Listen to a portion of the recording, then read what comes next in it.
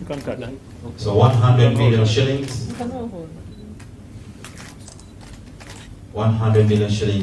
Ekibiina ekiddukanya omupiira mu Uganda ekya FUFA wamu n'ekitongole kya Airtel bagamba nti enkola y'okusiima abazannyi abo abakoledde omupiira ebirungi omwaka guno yakuyamba okutumbula ebitone byabwe wamu n'okubazaamu amaanyi.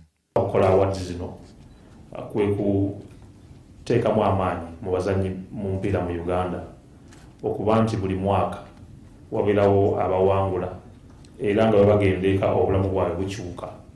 Omutebi wa Cranes Faruku Miya ne Robert Sentongo mwe bayise okutumbula ebitone byabwe mu mawanga amalala.